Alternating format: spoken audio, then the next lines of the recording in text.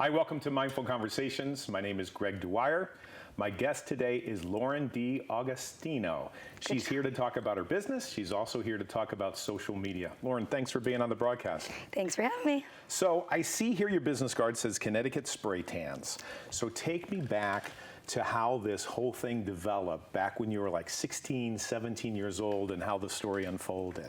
17, and I was having a lot of pain, aches, swelling, and I would complain to my family and show them, and whenever it got colder, it got worse. And they, of course, thought I was a hypochondriac because a 17-year-old that looks normal, acts pretty much normal, isn't going to have anything really too bad with them. Right. So after about a year, it got, progressively worse.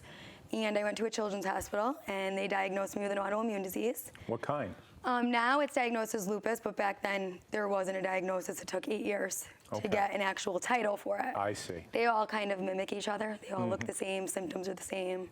I think it isn't Selena Gomez, doesn't she struggle with that as well? She does. I think she talked about that recently, and that basically tears down your system so that your immune system is fighting against you. Is that what's happening? Pretty much. That's kind of like a little overview of it. Yeah, your immune system attacks itself in the healthy cells instead of the viruses or bacteria or anything it's supposed to fight. Okay, and how are you doing now? I mean, you seem like you're well. What's the secret? What are you doing? Well, so back to the 17, the doctor said there's 3 things to stay away from, 3 triggers. Okay.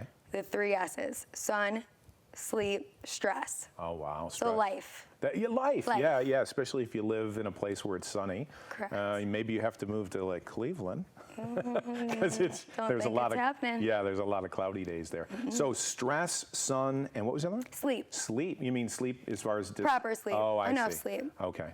All right. So the only thing that I heard was not you're sick. Oh. It was I can't tan anymore. You thought that? I know it's sick. It really is sick. I think it's just more of a way to avoid, maybe. Well, you're 17 years old. You're just thinking of that, right? You're like, yeah, I'll be fine. You're not thinking of the bigger picture, your health. You're thinking about how well do I look in the sun, and Well, I was also a anorexic. I was 17, and tanning was huge back then. The warnings weren't out then. They were. They were. You just didn't care. Well, it was like if somebody smokes a cigarette. I think we talked about this before. We did. And you don't think I'm going to be addicted. You think. Won't happen to me. Well, I remember you saying on the last show when we did it in Litchfield that you would actually go to 2 different establishments, which I thought was, I couldn't believe that. Yep. You're only allowed to go once a day. Right. Because of the harmful side effects. Right. So I had 2 different places that I went to in case I wanted to go an extra time or 2. Wow. I know, it's terrible. Wow. Did you do that for a long time, or? No, probably 16 to 18. Okay. And then that kind of nipped it. So with the diagnosis and knowing that your health is in danger, you're not doing this anymore. Tanning? Yeah. Oh no, I don't go in the sun at all. So that's where CT spray tans came from. Okay, so that was born out of that problem. Okay. So during that time, there was a real popular TV show. It was called Sunset Tan. Okay. And it was based out of West Hollywood, Beverly Hills. And the whole show was about this spray tan machine. No way. Yeah, and they had these 2 cute girls, the Ollie girls. They were probably 18 at the time. And the machine was also featured on like the Golden Globes, and celebrities always used it. Glee, they used it on Glee, The Millionaire Matchmaker. So it was really well known. Okay. So of course, because I loved the show and I loved being tan, the first thing I thought of was, Dad, I want to take my savings and I want to buy a spray tan machine. What did he think? Absolutely not, he thought. At that time, spray tanning was still a luxury. So, in West Hollywood and Beverly Hills, absolutely, people are doing it there, but in Waterbury, Connecticut, or Watertown, Connecticut, Litchfield, that area, not so much. Sure. And if they were using a booth, the Mystic Tan booth that you step in, like on Friends, that Ross went in. Oh, all right. It's something like the TSA when you walk through security. Yes, exactly. Yes. That's interesting. So they should combine the 2 things so you can travel. We talked about this too. I still have it in the back of my mind, that and sunscreen. Yeah. Imagine a sunscreen booth at the beach. Yeah. Sounds great. So is this what we're looking at? Is this So this is not the original. This is the newer one. This is the Show Us Your Spotlight. Actually, there's a contest right now running around this machine. Okay. The original was pretty expensive. So you can imagine a 17-year-old going to their father and saying, I want to buy this machine, and him saying, you're going to spend all your money on what? How much? Like $1,700, $1,000? 65, not including the solutions. 6,500? And, just for the machine. 6,500. Yeah, for the original. Oh, this one, I actually, I'm going to be honest, I did a trade-in with my old one, and I still paid a nice half that price that I just told you for a trade-in. So they are pretty expensive, but they are a patented system compared to all the other spray systems. Okay, so you convinced your father to do this, and then you start doing it? Well, no, I didn't convince him because in the end it was my money. Okay. At the end it was my savings, so I didn't have to really convince, but I didn't want to do anything without, his blessing. Yeah, right. So I, the natural-born extremist researcher that I am, went home and researched for 2 weeks, and I looked up the market. And they said by the year 2017, it would be a multi-billion-dollar industry. Wow. So industry as a whole, not, So you were projecting that if you invested, it would work well for you. I mean, I was projecting a long time away. It was about 8, 9 years away before, Sure. So, of course, that still didn't really please him, but that made him a little bit, happier with the decision. Gotcha. So what were you doing? Just telling people at networking groups or telling people, your friends? How did you get the message I was not out? a good business owner in the beginning. Not at all. I was young. I was 18. I had no clue what I was doing. Right. I expected to just walk up on the scene and everyone's going to want to spray tan. That did not happen. Right. At that time, I sprayed out of a tanning salon and a hair salon. Okay. Woolcott and Waterbury. So what did you pay rent or No, how I did it paid work? a percentage. Okay, a percentage. Yeah, so at the beginning, you're like unconscious incompetent. You're incompetent, you don't know what you're doing, but you don't know what you don't know. But then you finally figure it out. Like you break through, right? Well, I knew that I had part of it. Okay. So I knew that I could sell it. Yep. I knew that, not even that I could sell it. I just felt like I like people. I like dealing with people. Sure. I'm honest. I'm not pushy. If someone says I'm nervous for a spray, I say don't do it. Right. If you're nervous, if you're that nervous, wait until you have nothing going on. What do you mean by that, being nervous and having nothing going on? What's the issues behind that? Well, because a lot of people that are going to try spray tanning for the first time, it's going to be for something. So they're kind of like pushed a prom, towards it, right? A wedding, what else? And of any type of an event, a pageant, bodybuilding, something that you'd want to be tanned. It's almost like makeup in the sense that you're showing up at an event, whether it's a party or a prom, and you want to look good. Kind of, but this makeup doesn't wash off once it sets in. You mean if you sprayed somebody today, it would last how long? This lasts 7 to 14 days. I say 7 to 10. Oh, I didn't know that. Yeah. Oh, okay. I thought you went in the shower and it all just came off. No, so it's not a paint or a makeup. So it doesn't just, it's not one night only. It actually is made with a sugarcane derivative called DHA. Wow. And the DHA reacts to your own pigment and it changes the color of your skin, only affecting the outermost layer. Okay. So once your skin sheds, your tan sheds. So is this healthy, unhealthy? Are there risks involved with this, spraying somebody? So, I mean, we have to be honest and say I'm sure that all the research is not done because it's still fairly new compared to traditional tanning methods or the alternatives. Right. But in comparison to tanning, there's no risk of cancer or, you don't burn, you don't go through any of the damaging process that the skin causes or the sun causes on your skin. Right. So what kind of people, other than people that have an event, want to do this? I mean, who is your avatar? Who is your customer? Who is the person? Are they young people? Are they middle-aged? Are they more women than men? Who are the people that call you? That, for this business, is a hard question because, when I first started, it was a more, an older clientele. They were a little more upscale. They had a little bit of money. You know what I mean? Like, it was a luxury. It was expensive back then. It wasn't what it is now. What did it cost back then for a full body spray? Well, so in Connecticut, I didn't really charge that much. I wasn't even charging the average when I first started. What's the average price right then? now, or then now? Yeah. Average then was about $75. Okay. And what's it now? 150? Now it's cheaper. Oh, is it? Well, because now it's more common. Now you could find it other places. Oh, This machine is expensive, but HVLP basic machines, which you'd spray paint your car with or your home. That's what people use to airbrush tan, which are $400. They're not expensive. I see. Okay. So now it's cheaper, but when I lived in Charleston, for 5 years. You moved, yes. And that's where the next part of the story kind of comes in. And it kind of changes in the sense that you start thinking differently. Totally different. So tell us about how you were thinking differently. So I moved to Charleston, Yep. where I had no family. I moved down there for a boyfriend at the time. Okay. And I had no family or friends Right. with me. It was just me. And nobody knew you. I knew nobody. Well, I actually knew one person that I didn't know was there. Okay, gotcha. Which was great. Yeah, you know, sure. to So have you someone. can be whoever you want, right? Like, then that was the point. So in Connecticut, it was hard because you know everyone and everyone has their preconceived notions of you or what they think or, Right. you know what I mean? You're you and when you're around the people you know. And sometimes people have a hard time seeing anything else but their perception of you. Right. And that affects the way you see yourself, I doesn't think it affects the way everyone sees themselves until you come to a place where you're comfortable. In your own skin, no Right. pun intended. Think Right. about that. Correct. No, it's true. So you Like, had to go yes. through that transformation in order yourself. to come back and be comfortable enough to step out and do it. That's a great story. I just got a little chills I when I did said too. that. But that's a great story. Here you are spraying people, but really the backstory is people have to feel comfortable in their own skin. And you had to go and learn that yourself. And I just got the chills again. Isn't that cool? Saying that, Yeah. they also are doing something that is very uncomfortable. Because I've never done it. And what do you have to do?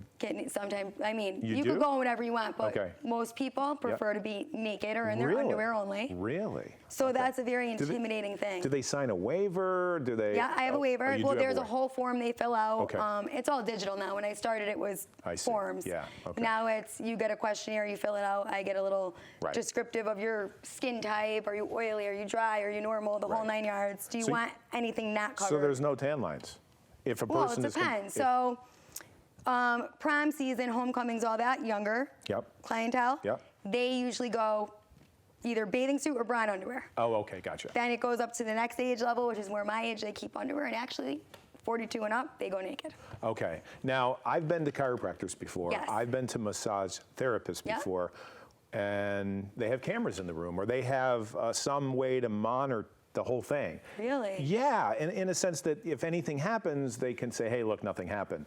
Do you ever concern yourself? No, I do not Oh, ever okay. want to tape anyone. Well, naked. no, you wouldn't tape them naked, but because that would be crazy. Right. But I'm just wondering, from a legal point of view, do you put yourself at risk, or do they put themselves at risk? Probably not. But do you think about Something that? that I'm going to be really honest. Yeah. I didn't really think about Okay. that aspect Right. of it before. Now, Right. the waiver is more so of a, just Or even if you go see a doctor, right? Yes. You go see a doctor, and the doctor is checking you out for physical. Usually there's someone else in the room, like a nurse. That's what I'm saying. true, like a male to a female. You mean? Exactly. So okay, when I'm dealing with males, I guess I would have to say I'm not. I mean, You haven't thought about it? I haven't thought about Okay. it. All right. So you're going to think about that. I'm gonna think and then about you're it gonna all come the back, time now. And then come back. I mean, I could have saved you a lawsuit. Think about it. I mean, we're just rolling with this. We Okay. didn't rehearse this. We're No. just talking about this. I don't want this No, to I'm stop actually you. panicking as Yeah, I well. can see Kidding. that. Don't panic. So bring us to the point that you have this transformation, and then you come back to Connecticut. How are things different? So probably about a year after I got there, I started to find my way a little bit, at least around Yep. the area. Yep. I made some really great friends who, still love them to this day. But I had to somehow sell spray tans in a random location. Yeah. And I lived on Seabrook Island, which was 25 miles away from civilization. Wow. Like gas station after 10 o'clock, you're driving a half hour to get there. Right. It's like Litchfield. It's dead. Right, They roll up the exactly. streets. Right back to where I was. I Yeah. just like that Yeah. quiet Yep. place. Gotcha. So I first started at a salon, but I just didn't like it. I Right. have to get into that whole story, but I just wasn't feeling it.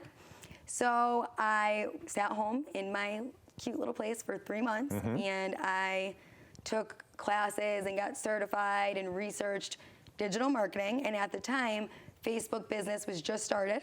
What year was that? Like So I moved 8 years ago? 2011. I'll probably say 2012. Okay, so Facebook was just starting. Not Facebook itself, The but ads. Facebook business. Yeah, the business. So the business page is like the Yes. platform to sell. Yes, and they were smart about that. Oh, it they, was because they were they're giving you stuff for free, and then later you get onto it, and then Right. later on they're saying buy the ad. Well, the question is, was it planned? I'm sure it was. Or was it like, hey, look at how good we're doing with advertising, let's tack on some charges? No, I think it was planned. I don't know for sure, but I don't know. I don't, for some reason. Really? Because if I actually just watched The Social Network Okay. about 2 weeks ago. Yeah. Which Oh, the movie, was you mean? great. It The was movie. great for me to see again. Okay, yeah. 'Cause I haven't seen it since it came Right, out. yeah. And it started off not for business. It started off for college students. Right, I remember. I know So the story. I don't think, like, if you watch the movie, I know the movie is not that accurate. We looked it up. Yeah. Obviously, I'm going to look up. But I'm sure it was pre-thought out, or calculated. Let's give people something, but then you know the algorithm. The What's word? algorithm. Thank you. So that's what I work with It now. changed. Right. So how did you get into this concept of I want to market, I want to be involved in social media? Because I know this is a great product and this is a great business, but your heart Well, really no, is. this is not my main source of income. This is like my side hustle. So tell me how you made the change and tell us. We got like 10 minutes left, so I want to hear about this. So I did all the research, took the classes, got some certifications, and then I started. Okay. I started trying to market Tasteful Tans. That was the name of it in Charleston. Oh, okay, gotcha. So I did a really good job, actually. I ended up having some really great clients. They were all mobile, so Yeah. the cost per tan was a lot higher because I'm traveling to you, I'm Right, unloading. sure. I have to put up, break down. You know what I Right, mean? right. So it was great in terms of the decision, should I go to a salon or should I do it for myself? Exactly. Once I figured out how to sell it myself, it was a great Right. move. Right. Exactly. And And a risk, right?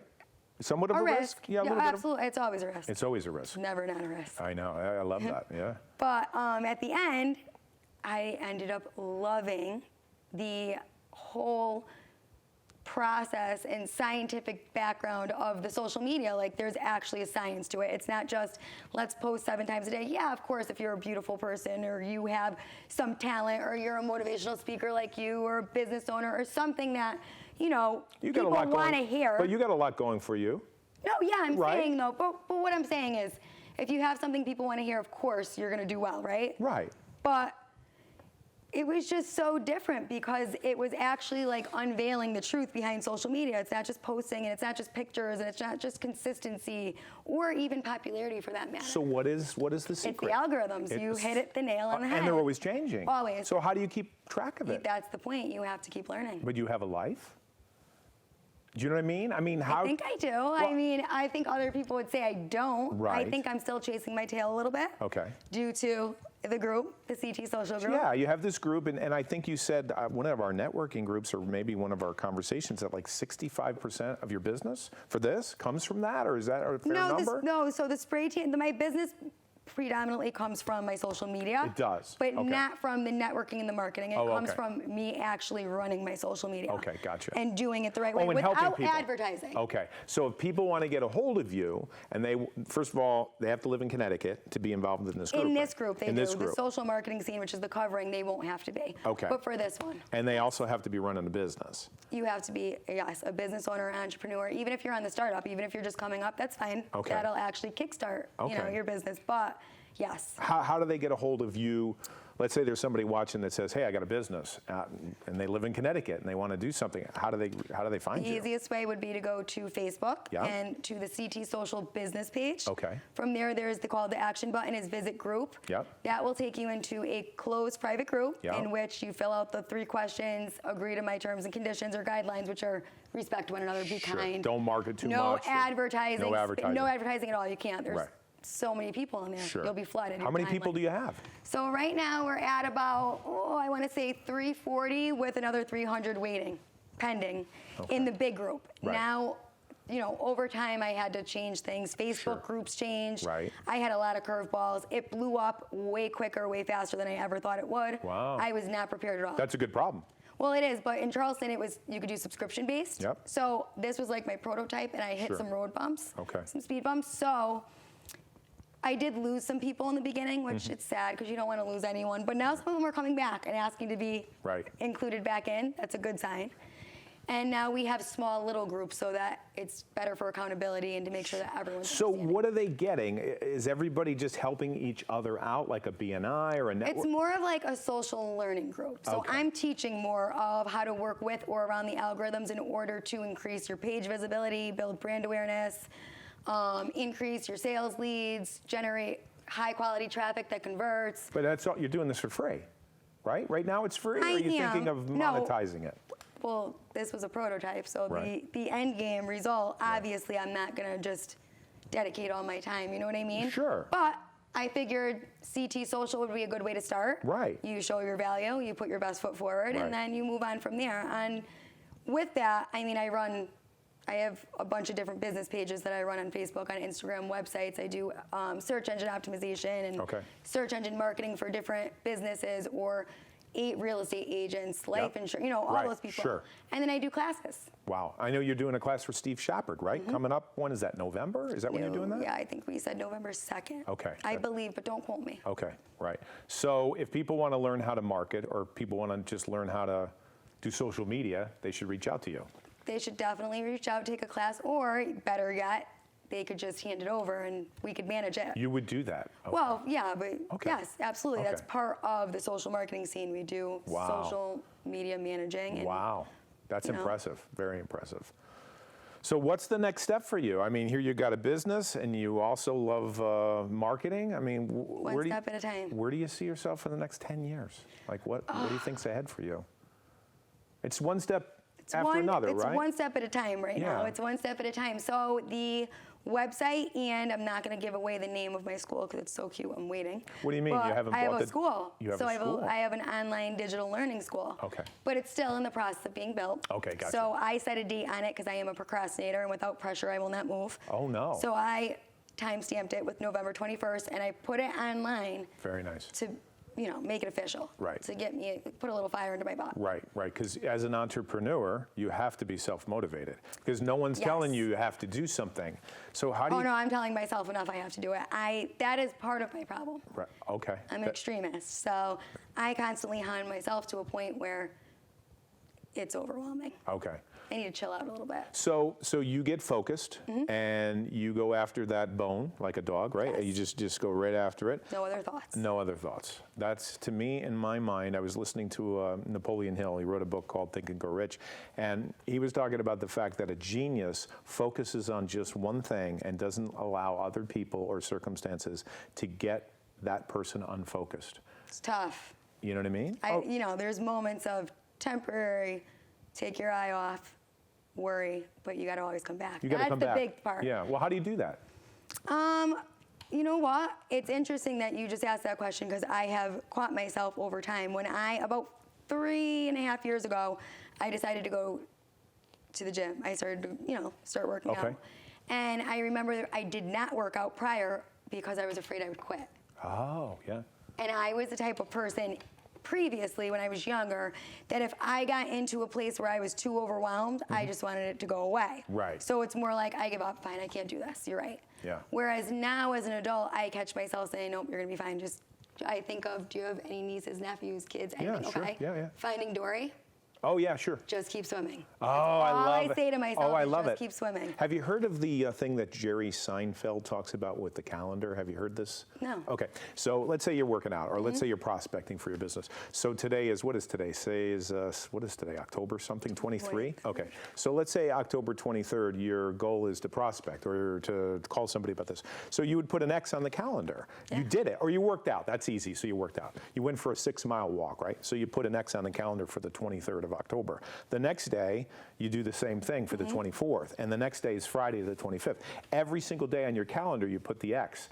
After a while, you don't want to break the link or the chain. It's habit. So I always yeah, say that. it's the pressure of looking at it and going, you know what? Like I do it with gratitude. Every single day I write down 7 things. And so I won't lie to you, there are times I miss it, but I go back. Right. But it's this idea of connecting the chain, and it's doing it every day, and it builds up. And before you know it, you're at your ideal weight, you're at your Right. ideal bank account, whatever the business I is. agree. You know what I mean? It's Well- discipline, it's focus. That's what it is. And it's coming back. Like, you're It allowed to is. fall, you're allowed to stumble, you're allowed to trip. It's just you got to get back up and dust it off and keep going. Exactly. That's the hardest part. Right. So being an entrepreneur means being focused on what you want and not giving up. Again, I think a lot of it also comes down to being comfortable. See, Yeah. like the less comfortable I was, the less I was able to stand up again Yeah. after falling and say, I don't really care, this is what it is. So, like, yeah. that's what happened and this is where I am. So being comfortable in your own skin is the answer. And no one's fully there. I don't care who you are, you're Yeah. never fully there, Right. but you're on your way if you want to be. So give the contact information one more time. We got like 30 CT seconds. Social Group or CT Social Business page on Facebook or CT social.scene on Instagram. Right. And then from there, you'll have a call to action that will either be on Instagram, a sign up, where you could sign up to be an active member. Excellent. Or on Facebook, you'll hit visit group, where it'll take you to the closed group, and from there, you could read the instructions. Excellent. Well, thank you so much for being on the broadcast. Thanks for having me. Thanks for bringing the machine. Thanks for sharing the story. And hopefully we gave everyone something to think about. I know you gave me something to think about. Until next time, mind yourself. It's Greg Dwyer from Mindful Conversations After Hours. Thank you so much. I really appreciate it. This was great.